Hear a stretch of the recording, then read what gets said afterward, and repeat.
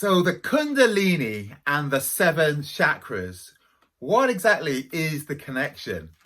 What is the relationship between this life force energy, the Kundalini Shakti, and these mysterious 7 vortexes that are called the chakras? We're going to dive deep into this question because there's a lot of confusion out there about what the Kundalini is. Like, is it dangerous? The chakras are probably better known, but still people don't really understand the 7 chakras either. But hardly anyone seems to understand the relationship between the two. And actually, you can't separate the two. So we're going to dive deep into the connection, the relationship between the Kundalini and the 7 chakras in this video. Who am I? I'm Mark T.J Keane. I'm a Kundalini yogi. I've been practicing and teaching Kundalini yoga for well over 20 years, as well as Kundalini dance. I'm also a full-time professional wizard, and I use the Kundalini, which was known by the alchemists or the philosophers of fire as the secret fire, to manifest things into reality, to transmute my shadow into gold, to achieve the great work as it's known, the illumination known as enlightenment. That's the highest goal. But also I use this Kundalini to shamanically travel in my role as a shaman. So the Kundalini is extremely useful for all of these things. Anyway, before we dive deep into this incredible subject, if you do like this video, please do share it with as many people as you know will resonate with, because I think this message really needs to get out there, because this can do a lot of incredible healing for people out there. So please do watch this video all the way to the end, because that's the most important metric, even if you just play it to the end whilst you're in the other room. But please do make sure that you like this video and subscribe if you really do value my content. Anyway, without any further ado, let's dive in. So the Kundalini is the life force energy, right? You've got Chi and you've got Prana, which are names for energy. Chi in China, Prana in India. But actually, all of the energy in the body stems from this primal force, which we call the Kundalini. It emerges from deep beneath the base chakra, the first chakra, otherwise known as the root chakra, in a place known as the seat of the Kundalini. And if you like, that's where the soul begins to embody and animate the body and actually create and continuously create and recreate and animate the body. So every single one of us has an active Kundalini, because otherwise we wouldn't be alive. However, most of our potential to really come alive and to really grow into our soul embodiment, right, which is full illumination, full enlightenment, that's a journey. And that journey is defined by our relationship with the 7 chakras. So what the Kundalini does is it rises up and it weaves its way to get to the crown and then beyond, okay? So it does this weaving of going out and then coming back in. These 2 forces, or 2 serpents, are masculine and feminine, otherwise known as solar and lunar. In Kundalini Yoga, we refer to these serpents, these primal currents, as Ida and Pingala, the moon and the sun, okay? So they weave their way around the central column of the Sushumna, which correlates roughly to the spinal cord, okay? So there's 3 components, but the chakras follow the line of this central channel, which we call the Sushumna in Kundalini Yoga. And as they're weaving their way in and out, they're going to hit these 7 main chakra points. There are many chakras all over the body and actually beyond the body. And if you're interested in the ones beyond the body, please do check out my course on the ascended and expanded chakras, which goes beyond the 7 into the 13 main chakras. So we're just going to focus on the main 7 in this video. The reason why there are 7 primary chakras is because life in the physical dimension is made up of 7. So it's 7 colors like we see when the rainbow appears, which is a combination of sunlight and water, which are these two main principles, very much like the solar and lunar forces within the Kundalini, right? 7 colors of the rainbow. There are 7 primary sounds that are contained within the octave. It's do, re, mi, fa, so, la, ti, and then do repeats. So the whole octave of the Kundalini, if you like, is the 7 chakras. They're all contained within the Kundalini. So really the Kundalini is the full expression of the toroidal field, which is broken into 7 main pieces. So you can't separate the Kundalini from the chakras. They are parts and parcel of the same thing. The Kundalini is the wholeness of the full flowing of the toroidal field, and the chakras are the 7 main wheels which spin, in the same way that you can't separate the colors of the rainbow from the rainbow itself.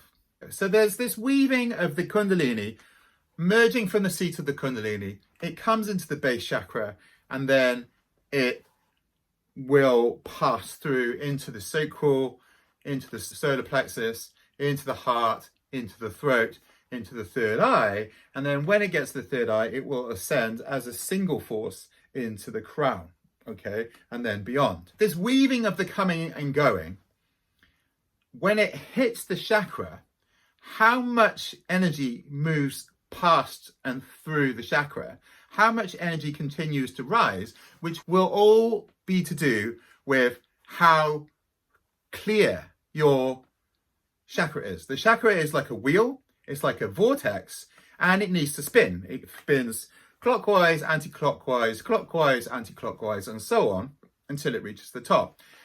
And if there are any blocks in your chakras, which we all have these blocks, then it's going to get stuck. So the more that it gets stuck, the less energy will travel to the top, and the less likely it is that you will achieve enlightenment in any given time.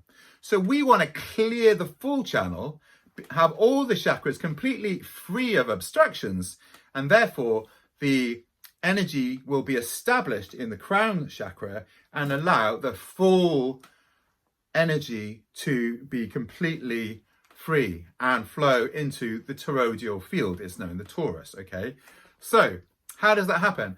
Well, first we look at the physical tension. If we're physically feeling tension in any of the chakras, then that's a sign that there's something there. Okay, so the first thing we do is we start to move with the yoga or the dance or any practice which gets physical energy moving to try and unlock, well, what's underneath the physical block. Underneath that physical block, there will always be emotions that are stuck, right? Energy in motion is what emotion stands for. Energy in motion. The clue is in the name. Emotions need to flow. And ideally, if you're an animal, you very quickly allow energy to move. You know, I always give the analogy of a duck. When 2 ducks fight, they very quickly flap their wings and then they are completely serene after that encounter. They don't hold on to that event. Whereas human beings, we keep going over the story. I can't believe she said that. I can't believe he did that to me. I wouldn't have done that. And we build up this story and identify with a victim and some other person being our perpetrator in some way. So we build up this story and a story. And that's not to say it hasn't got validity. In fact, the more validity it has, the more weight the story has, the more we actually cling on to it. But the problem is, because it blocks our energy and we store these emotions in our cellular memory, it stops the chakras from spinning, and it stops not all, but some of the Kundalini from rising. So we have to become aware of these emotional blocks, okay? The final thing we need to understand is the mind. Essentially, it's all to do with the mind. Yoga and alchemy are all to do with the mind. When we master our minds, we master our body, we master our emotions, we master our Kundalini, we master our lives. The universe is actually mental before it manifests into physical reality, which is why when you really are clear about something and you know that it's going to happen and you believe it 100%, it will happen, because the mind makes manifest matter. It's all connected. So the more that we can actually identify what we are holding on to mentally, right? And then let go of the person who we were angry about, the situation that we feel shouldn't have happened. The more that we can bring acceptance on the mental level, the more we actually start to feel better about it. And then finally, the energy begins to release physically and the energy flows.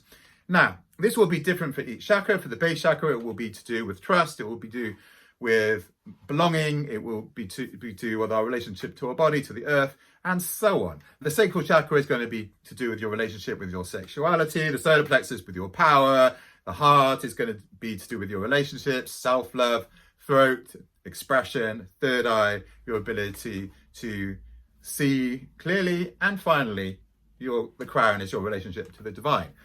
If you want to go deep into that, like I say, I've got an amazing course called The Journey Through the Chakras. I updated it when I was living wild and free in the Panamanian jungle in 2020 as The Journey Through the Chakras Revisited.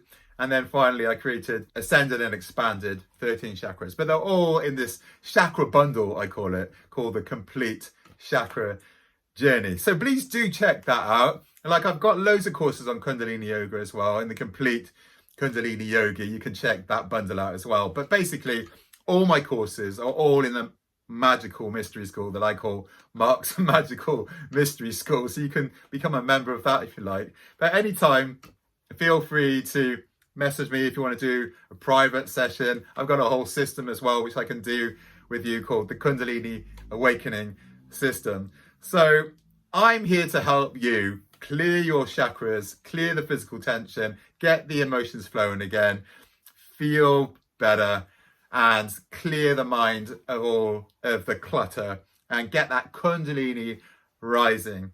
I really hope you found this video extremely useful, and thank you for liking the video and for subscribing and hitting that notification bell to keep informed about all of the videos that I'm putting out to create a magical world for us all to live in together that we really deserve as we move on towards the golden age. It's been an honor and a pleasure. My name is Mark T.J Keane from sleepingserpent.com.